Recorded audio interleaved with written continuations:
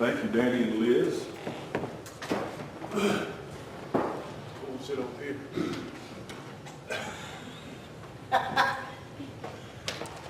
I have an electronic and ebook version, a PDF file of The Case of Christ by Lee Strobel. It's loaded on these discs right here, just as a data disc. You copy it from the disc to your phone or your smartphone or your tablet, your computer, or whatever like that. And if you have the know-how to do that, or if you want me to help you do that, there's a copy of the book. It's about 265 pages long. He's written several books, but the one that really was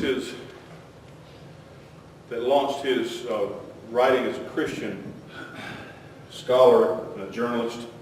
He was a journalist. He worked for the Chicago Tribune, and he got his degree from Yale. He's a very, very sharp guy, very smart. And the book tells of a lot of different stories that he covered and crimes that he unraveled. He starts out by talking about a man named James Dixon.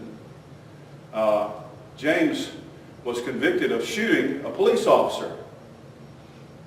And he confessed to the crime and pled guilty and was sentenced to prison. And Lee he had someone approach him, and he said that policeman had come in his pawn shop, and he was looking to make, back then, what people would call like a zip gun. And it's really unclear as to why. A zip gun is kind of something like you might take a hollow tube, like an antenna for a car. They used to be hollow. I don't think they're hollow now. Kind of like steel rod. But anyway, kind of a hollow metal tube, and you can insert a .22 cartridge inside of it and fix it with a spring that would pop it, and you could shoot somebody with it. And he actually shot himself. It was in his shirt pocket, and it went off. And it's against the law to have those things. They're against the law everywhere. And so, but he didn't want to lose his job for having that. He didn't kill him, just shot him in the leg. And so he accused this guy. He'd already been accused of a lot of different crimes. He's one of these guys that's always involved in trouble with the law somehow or another. And so Lee went and interviewed him and learned the truth. He said, "No, I didn't do it." He said, "But you confessed to it." He said, "It was a plea deal. They told me that if I said I did, that if I pled not guilty, I'd go to prison for the rest of my life. If I pled guilty, I'd be out in a few years." So he said, I took the plea. And there's several other things. He's talking about how he investigates things, and he was talking about really what made that case fall into place, and he was retried and found not guilty, was an eyewitness. And he talks about eyewitnesses, and he says that's the real kicker, is that now when I was in college and seminary, the common teaching was that the people who wrote the story of Jesus, the people who wrote the story of the life, death, and burial and resurrection of Jesus, wrote the story hundreds of years after Jesus lived. But there are recorded references to all four Gospels only a few years, maybe as many as 70 or 80 years after the events happened. You know, Jesus died in about 33 AD. And around the turn of the century, the end of the first century, there were already people referring to Matthew, Mark, Luke, and John as the Gospels. So the Gospels were already in circulation and being referred to and thought of as the Gospels. That's why every once in a while you'll see on the History Channel something you say, the lost books of the Bible. Well, they're not lost books of the Bible. They came along about 300 or 400 years later, and people compared them to the true scriptures, or the scriptures that would later be validated, and said, those don't belong in the Bible. So they were heretical works and works by Gnostics and so forth. Well, anyway, it's a good book. If you've read it, read it again. And he interviews people about the reliability of the accounts, the reliability of the text of the scriptures, talking about the historicity of Jesus. And it's really like a scientist, a journalist. The thing about it is, as I read this, I said, we don't even know what journalists are today. people who are in the news today are not journalists. I don't know if I could name a single journalist that you could turn on and watch on television. They report anything and everything on TV or on the internet. And it doesn't have to be true. It doesn't mean they've researched it or that they're saying, we interviewed people or we went out and did detective work and we discovered this information and we want to none of that's on TV. If I were you, I wouldn't believe anything at all that I see on television. You know, back when I was a kid and we watched television, if you heard something on television, it was true, you know, and you could say it's true. Well, that's got to be true. Walter Cronkite said it, you know. Chet Huntley and David Brinkley said it. It's got to be true. But people today, they just say things, and I think a lot of times they know it's not true. They just know that people will listen to it and watch it, and it'll stir them up, and they'll come back again. Well, that's dishonest, and that's reprehensible. And I get news, but I have to work very hard to get my news. There's not any one source that I go to find out, and I don't want anybody to tell me what to think or what to believe. I want to find out what the facts are, and then I'll make up my mind. But there's a lot of people that don't have any facts. They don't have any information. They're just spreading rumors and gossip as if it were true. Well, journalism is dead. I don't know when it died. But anyway, thank you for being here tonight. Making my head hurt looking over this way. Nick. For all of you, those of you out in television land, everybody's sitting on the left-hand side tonight, all in one big row. Except Andy, he's way back there. Let's look at Acts chapter 5, Andy. Acts chapter 5.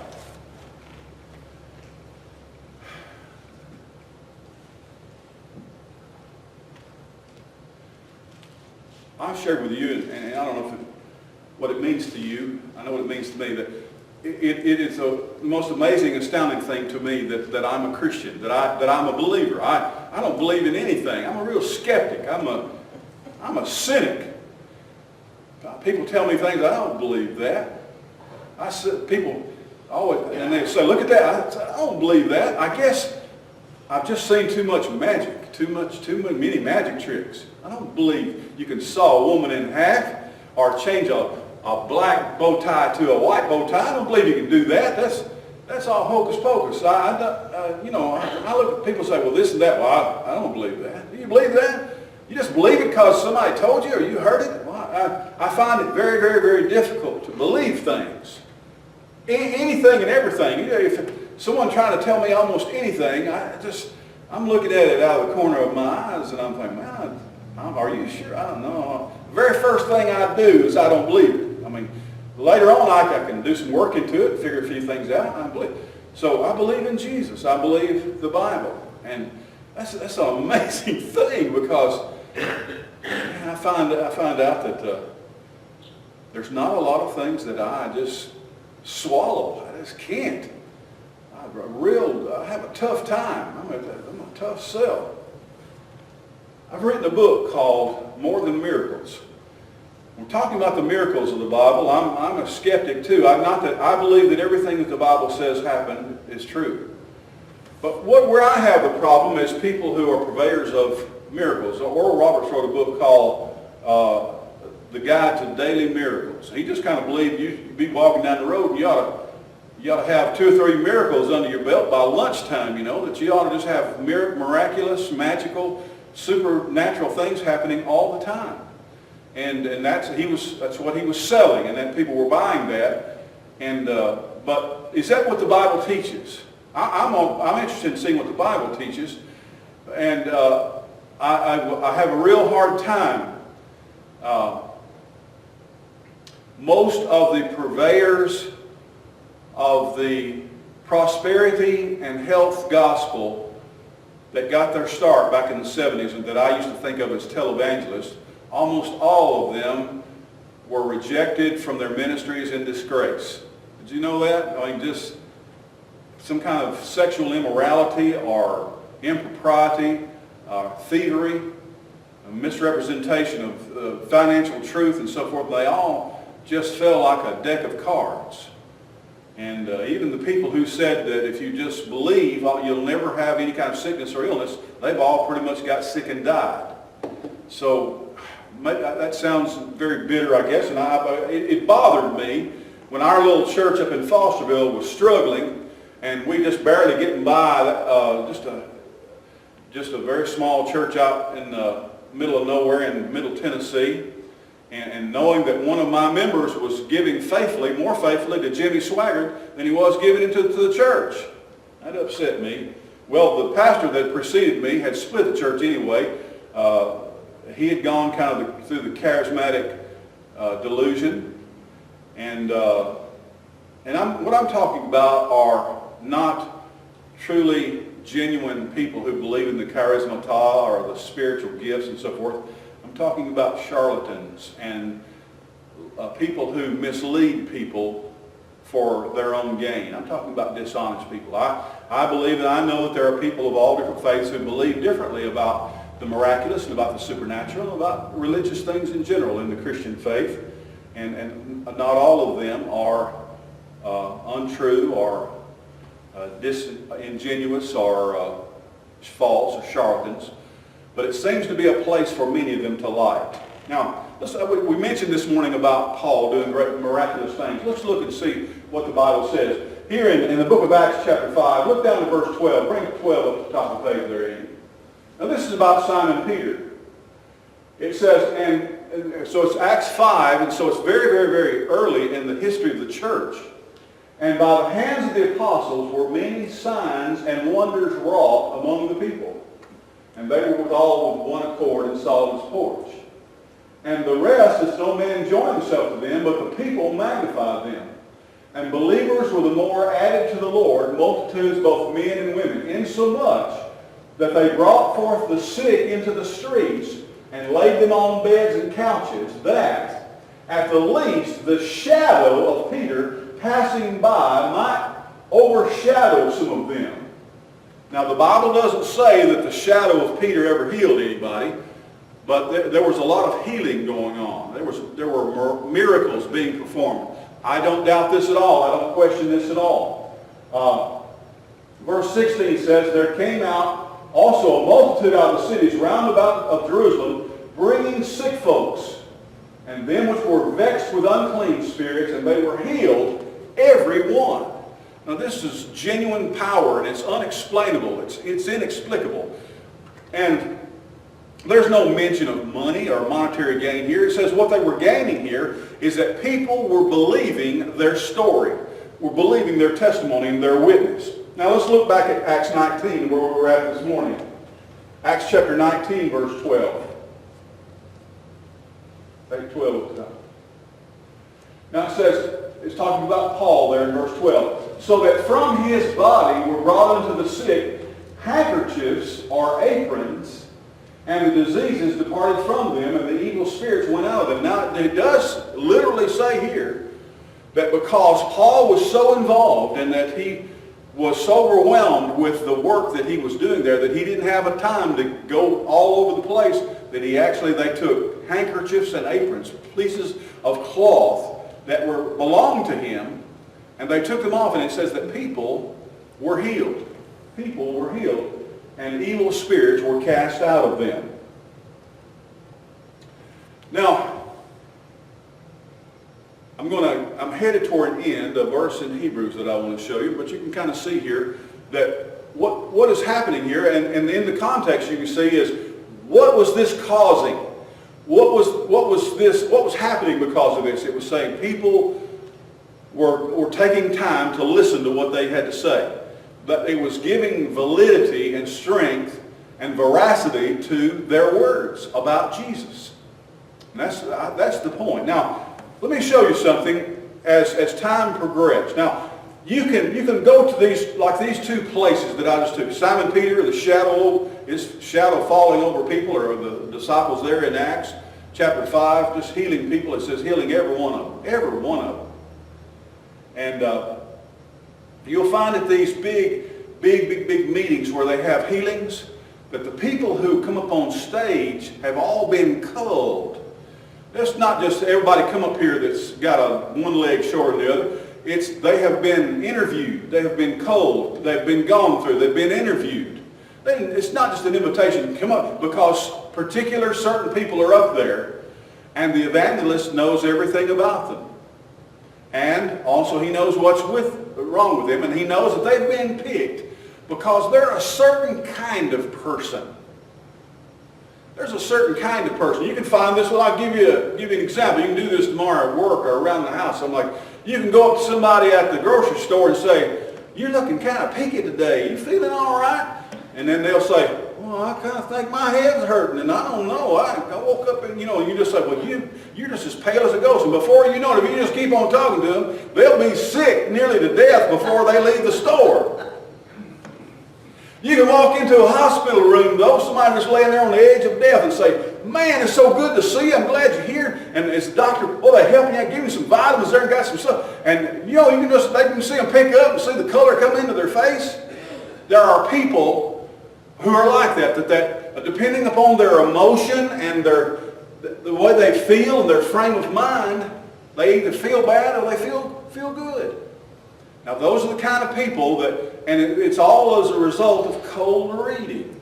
And they have experts that work. Now, I'm not just telling you stuff that I have found out, but all of this stuff has been exposed. There have been books written about it and reports that these people always they've got a little earphone in their ear, and somebody's talking to them from somewhere in the building, and they see all, know you. When you go to one of these meetings, when you're standing in line to get in to see one of these great evangelists, do you know what you're doing while you're standing in line? Interviewing. You're filling out a form. You're answering questions, and you're handing those in. By the time you get in and get sit down, and they have the big music program, and they sing all the songs and everything, all of these have been gone through, and they go out there and pull you out of the crowd, and they select people. So it's all a scam. It's all a scam. It always was. Now, what we have in the Bible, I believe, was genuine. It was real. It was truly the power of God. But let's look over at Philippians chapter 2. I want to show you something. I want to read a passage to you, and I want you to tell me what you think it sounds like. Philippians chapter 2, and we're going to start with verse 25. Take verse 25 up the top page. Now, here, remember, Paul, this is the book of Philippians. And you always know when you're reading through Philippians, you need to think of Acts chapter 16. That's what the story where Luke joined them. And the man from Macedonia was a Philippian. He said, "Come and help us." And they went over there and they got Lydia. Lydia got saved at Philippi. And then they got arrested. They cast the demon out of the woman that was a forecaster. Scared me today. We were eating Chinese today. When Terry's not with us, we go eat Chinese. Yep. We cannot get her into a Chinese restaurant. So Liz is my buddy, and she said, "You want to go eat Chinese?" And I said, you betcha. We're going. Danny opened the fortune cookie, and guess what was in it? Nothing. Nothing was in it. So y'all say goodbye to Danny tonight when you leave, and kiss him before he goes, because he doesn't have any future, obviously. If he dies on the way home, I'll feel bad about having said that, but I can delete that from the tape later on. We're all ready to go, and we ain't scared of nothing, so just go be with Mama anyway. She's probably feeling a whole lot better. Now, Paul's writing here to the Philippians, and he's thanking folks, and he's working up to a particular thing. He said, "Man, Timothy, I ain't got nobody like Timothy. Timothy just been, he's little rocks." And he says, let me kind of give you a little background right here. The Philippians, man, they love Paul. And they heard he was having a little hard time. Now, what me and you might do is that's what we do. We take up a love offering, and we send it to somebody, and that's good too. But you know what the Philippians did? They sent them a Philippian. They sent something. Let's look at this meeting. He said, "Yet I supposed it necessary to send to you Epaphroditus." I don't know what they called him, was it for short. He said, and what it means is, and what the Greek says is, I was going to send Epaphroditus back to you. They sent him. This is the guy, my brother, my companion in labor, my fellow soldier, but your messenger, and he that ministered to my wants. What do we usually say when we say minister to my what? We usually say needs, don't we? He ministered to my needs. You know what Epaphroditus did? He ministered to his wants. He didn't say, Paul, what do you need? He was saying, Paul, what do you want? And that's real personal. A lot of times we want things that we don't need. And somebody, it's your mama that gives you stuff that you want. Mama don't always give you what you need. But what do you give to my wants? For he longed after you all and was full of heaviness because that he had heard, because you had heard that he had been sick. See, he wasn't just homesick. It bothered him because news traveled so slow back then that it upset him. It worried him that the Philippian people had heard that he'd been sick. And it was true, but he wasn't sick no more. For indeed he was sick.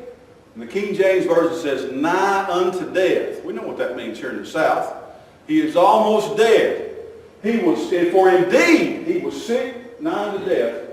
But God had mercy on him, and not only on him also, but me, lest I should have sorrow upon sorrow. I sent him therefore more carefully, that when you see him again, you may rejoice, and that I may be less sorrowful. Receive him therefore in the Lord with all gladness, and hold such in reputation, because the work of Christ, he was nigh to death, not regarding his life, to supply your lack of service toward me. He did send him back because Epaphroditus said, they think I'm dying. I got to go back home and say, no, I'm okay. Now, you got all that? This sounds like us on Wednesday night, don't it? Somebody gets sick and we worry about it. And we pray for them. And we put a cold rag on their head. And then other people said, well, I heard that Henry was sick. Man, he was sick. Nigh unto death. We prayed for him. You see, why didn't Paul just lay a prayer cloth on his head? Why didn't he do that, huh? Why didn't he find Simon Peter and said, come and just kind of go, woo, like let your shadow kind of get on him, like kind of ooh-yah, kind of like that. Why didn't you just stand in the light, Peter, and let some of your glorious shadow?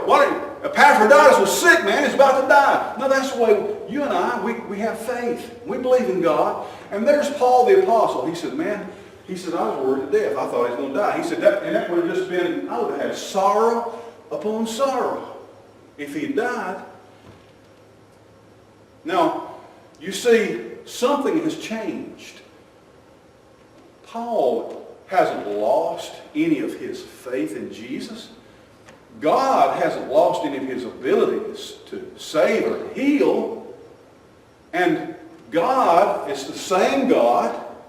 You see, we can jump into Acts 5 or Acts 19 and we can proclaim to everybody that all you got to do is make a contribution to my ministry and I'll send you one of these cloths and you can be well. Because God did that. And you'll hear these people say it, and this is their mantra. If God did it in chapter 5, he can do it today. If God did it in chapter 19, he can do it today. Well, let me tell you what, folks. There's a lot of things in the Bible that God only did how many times? One time. Just because God did something, if you go down here to the Tennessee River and try to walk across on dry land, you're going to drown. Because he divided the Red Sea and he divided the Jordan River. But he ain't never divided the Tennessee River, and he's never going to do that. You're going to drown. That's very poor biblical interpretation to believe if God did something, if he really, really did something one time, then he does it all the time, and he's doing it right this minute, and all we got to do is get in on it. Well, that's not true. Because here's Epaphroditus, and Paul sounds just exactly like us at prayer meeting. He was worried about him. He was asking God to save him. You know what? He got well. But he didn't just stand up and take up his bed and walk, did he? It sounds like he was sick. He run a fever, and he didn't eat. And they laid there for days, and who knows how many days and weeks, or maybe even a month, and they thought he's going to die. And Paul was just walking around wringing his hands and saying, Lord, please don't let him die. Lord, please help me. And God did hear their prayers. And he says, Epaphroditus, thank Jesus. And he was saying, Epaphroditus, because of the mercy of God, is well. And now I'm getting shed of him because I just can't stand that, having to worry about somebody like that. I'm sending him back to you. You see, the book of Philippians was written late in Paul's ministry. It had been many years since aprons and prayer cloths. There was a time when God was doing that, and then there was a time when he quit. Now, let's look at 2 Timothy chapter 4. 2 Timothy chapter 4. Just a few, we're almost done here, folks. Chapter 4, verse 20. Now this is just some goodbyes. This is the very last letter that we believe that Paul ever wrote. This is 2 Timothy, and in chapter 4 is where he said, well, it's about time for me to be offered up. This is his life. This is his swan song. Time for me to go. But here in verse 20, he's saying goodbye. Erastus, he's telling the readers, he's telling Timothy goodbye, and this is kind of how things are. Erastus abode at Corinth, but Trophimas have I left at Melitum sick. Trophimas have I left at Melitum sick. He didn't heal Trophimas. He left him behind because he was sick. Now, if you and I were on a mission from God, and we had to get on with it, and somebody, one of our crew, one of our traveling companions got sick, if I could just lay my hands on him and pray the prayer of faith and heal him, I would. But if I couldn't, Paul knew what God was doing. Paul knew what God's plan was, and it never was for our faith to be in healing and in health and well-being. He knew that sometimes people like Trophimus was going to get sick, and you could lay hands on them, anoint them with oil, like James says, call the elders together, believe and call out, plead the blood of Jesus, and they might not only be sick, they might die. Trophimus have I left at Melitum sick. He's sick. I had to leave him behind. This is one of my favorite as a Baptist. Let's look at 1 Timothy a little bit earlier. 1 Timothy chapter 5. 1 Timothy chapter 5. Baptists love this one. 1 Timothy chapter 5. Do you know which one I'm looking for? Verse 23. Take that to the top of the page there. He says, Timothy, drink no longer water, but use a little wine for thy stomach's sake and thine often infirmities. Now, there's more than that to that than just meets the eye. But he didn't say, Timothy, you've been having some stomach problems. If you'll look in the back of this envelope, I sent you a prayer cloth. Put that on your belly. He didn't tell him that. He didn't say, we're praying for you, and you should have instantaneous, you're going to be sick for your stomach every once in a while, because people who have bad stomachs, they have to drink nasty stuff all day one day, and then the next day they go and horrid things are just done to you. The test to look up and down and inside and out and see your insides. You've got stomach problems. And he says, no, quit drinking water. Now what? That sounds stupid, doesn't it? You know what they say? You need to. Brother Anthony Patterson, about a month ago, I guess, was at the VBS meeting, and he went into the restroom at the association office when all the other people were gathering. Our people were there, and he passed out. And they said he was dehydrated. That means he wasn't drinking enough water. Let me tell you something. If you ever get a chance to go to the land of Israel, do not drink the water. Not a drop. Actually, we went over into Jordan. We spent the night in Jordan, in Amman. Amman is the capital of Jordan. It's an Arabic state. They're allies, sort of. I don't think they keep using that word. I don't think it means what they think it means. And we stayed at a 5-star hotel in Amman, Jordan. It was uptown. A boy from Alabama had no business being there at all, and there was a lot of rednecks with us. And we was in Amman, Jordan, in a 5-star hotel where sheiks stay. It made perfect sense to me when someone says, you can drink the water here in the hotel. Wrong. I nearly died. I thought I was going to die. And so that was on my first trip to Israel. I was so foolish, so stupid. So if you go to Mexico, you go someplace outside the United States, and every once in a while you're going to hear these conspiracy nuts in here in the United States saying there's too much fluoride in our water, or there's too much chlorine in our water. Man, just thank God that you live here in the United States of America. You can go over here, you could drink out of one-hour toilets if you wanted to, and it wouldn't get sick. There's so much chemicals in there. I'm not recommending that as your pastor, but Henry and Linda are awful good about keeping things clean. But if you don't mind blue water, try some of it. It won't hurt you. It won't hurt you none.